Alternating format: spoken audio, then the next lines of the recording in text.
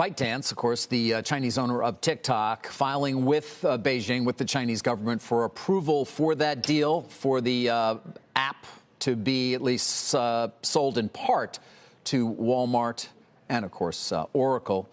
Jim, a question here is in terms of the export of AI, which is something that is now regulated by the Chinese government, and whether or not they will say yes to this highly unusual and significantly structured deal. Well, it would help if you wanted the deal to occur. It would help for, I believe, for some of the principals for Walmart, for Oracle to come out and talk about the jobs, to appear on air, to make a case both for China and for this country, risk the wrath of the president for saying something about how China does okay. Oracle's now back to where it was before this happened, which is incredible because it's such a good deal for Oracle. But they're too secretive, David. Larry Ellison's too secretive. Safra Katz is too secretive. Doug McMillan should come on and make the case. And everyone's afraid of the president, I think, even though I know that Ellison's the supporter of the president. You don't want to come out and say, you know what, the Chinese could do okay here. This is a good deal, because I think the president doesn't want to hear anything about China doing well in anything.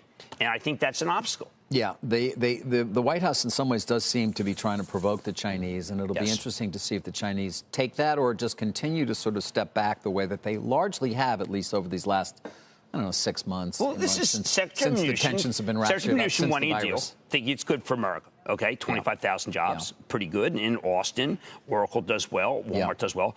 I think that the Navarro wing just doesn't want anything good to happen to China. And I totally understand. Look, I've been a hardliner. No, you are a hardliner. But, you know, I do wonder about whether or not we're going to have this technological divergence between our country and China. I mean, it appears that that is going to be the case. And when it comes to AI in particular, which we could argue is the next significant wave and evolution of technology in the world, the Chinese are equal, if not ahead of us in some ways. And that's not acceptable. And by the way, this platform, I mean, people think of it as fun videos and things like that. It's AI. That's what it is. And the fact is that you may think of this as a game company, but it really is AI masquerading as that. No, I mean, and Jensen... and it's incredibly sophisticated artificial intelligence. It is. And yes, I mean, that's why they use Fastly. They have to use Fastly. Fastly's the only content delivery network that can actually handle all this thing. It's one of the reasons why Fastly always trades up. People don't know it, but it's Fastly is TikTok. That's how it works so well. You're so right, David. AI, as Jensen Huang would tell you, of course, the brilliant man who runs NVIDIA, is not the future, which is what Mark Benioff was saying yesterday in a great interview with Sarah and Wilf. It's now. And look, as someone who's I regard myself as a patriot, you can't let AI, you can't let them win AI. AI is now. And I understand the Navarro wing entirely. But I think this TikTok deal is such a big win for America. And I cannot believe that Oracle and Walmart remain silent. Well, who are they fearing? It's not them that they need to convince. It's Beijing that needs to be convinced. Well, no, but they can talk about how Beijing does well, too. Right. All we hear about is Beijing's a big loser. They're a loser. And how are they a winner here? Well, it's a huge amount of money, David, versus what it would have been.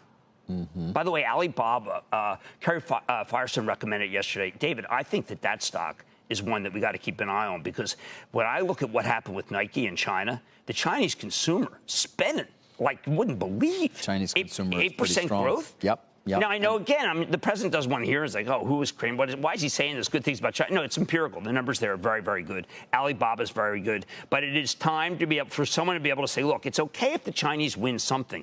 It's a trade war. We don't want it to be a hot war. Even I don't want a hot war. I don't want to go back to the days when Nixon's visiting China, stealing those little things. That is the concern among some, that they're trying to provoke to the point where you get to what they say, kinetic. Isn't that the word? That's we don't want it to be like on to the Yalu. Yeah.